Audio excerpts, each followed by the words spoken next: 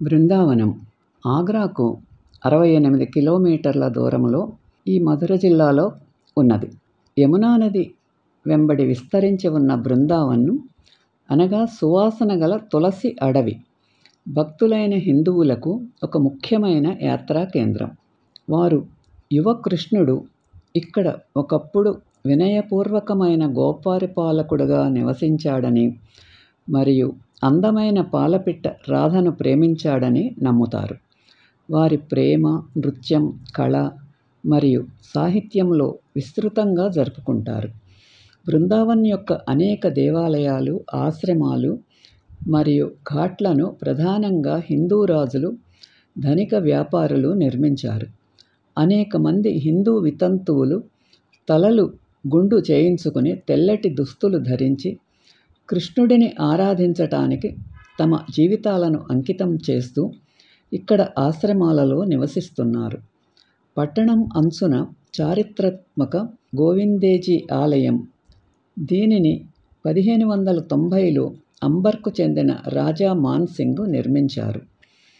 అవతల 19వ శతాబ్దపు బంగారు పూత పూసిన ఆచార స్తంభం మరియు ఆలయ సంపదలతో కూడిన ఆసక్తికరమైన మ్యూజియం కలిగిన రంగనాథ్జీ ఆలయం. పాత పట్టణంలోని ఇరుకైన వీధుల మధ్య కృష్ణుడి జీవితాన్ని వివరించే సాంప్రదాయ రాసలీలా నృత్యంతో ముడిపడి ఉన్న సేవాకుంజ్ అనే పవిత్ర గోడల తోటలు ఉన్నాయి. బృందావన్లోని ఇతర ముఖ్యమైన దేవాలయాలలో నది ప్రక్కన ఉన్న కొండపై 1580లో నిర్మించిన ఎర్ర ఇసుకరాయి మదన్మోహన్ ఆలయం, ప్రధాన బజారు, సమీపంలోని పాపులర్ బాంకే బిహారీ ఆలయం మరియు 16వ శతాబ్దపు జుగల్ కిషోర్ ఆలయము ఉన్నాయి.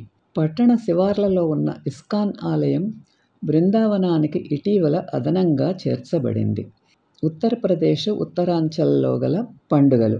అంతర్జాతీయ ఓగ్ వీక్, తాజ్మహల్ ఝాన్సీ ఉత్సవం, థానే వినయ్లో జరిగే 5 రోజుల కళలు మరియు చేతి పనుల కోలాహలం, హన్స్ చారిత్రాత్మక కోట, రంగ్ గోలాల్ యొక్క బాక్డ్రాప్కు వ్యతిరేకంగా జరుగుతుందని, ఇది ఉత్తరప్రదేశ్ అంతటా గొప్ప నిరాడంబరంగా ఆడబడుతుంది. రంగ్ గులాల్ వేడుకలు, బుద్ధ పండుగ, సారనాథ్ మరియు కుషీనగర్ మతపరమైన ఉత్సవాలు బుద్ధుని జననం, జ్ఞానోదయం మరియు మరణాన్ని సూచిస్తాయి. ఇవి ఆయన తన మొదటి ఉపన్యాసం ఇచ్చిన సారనాథ్లో మరియు ఆయన మోక్షం పొందిన కుషీనగర్లో జరుగుతాయి. జన్మాష్టమి జూలై, ఆగస్టు నెలలలో బృందావనం మరియు మధుర కృష్ణుడి జననాన్ని పురస్కరించుకుని యాత్రికులు పవిత్ర స్థలాల చుట్టూ ప్రదక్షిణలు చేస్తారు. అర్ధరాత్రి ఉత్సవాలు శిఖరాగ్రానికి చేరుకుంటాయి. గంగా ఉత్సవం. వారణాసి గంగానది యొక్క పురాతన వైభవాన్ని భక్తులు జరుపుకుంటారు. వారు పవిత్ర నదికి నివాళులు అర్పిస్తారు. లక్నో మహోత్సవం.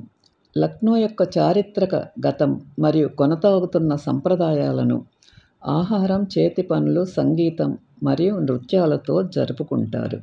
ఈ వీడియో మీకు నచ్చితే లైక్ చేసి, షేర్ చేసి, సబ్స్క్రైబ్ చేయండి.